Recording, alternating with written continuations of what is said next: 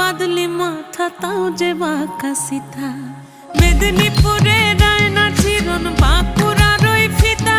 আর যতন করে বাঁধলি মাথা তাও যে বাঁকা সিথা পেছ পাড়িয়া রাজগো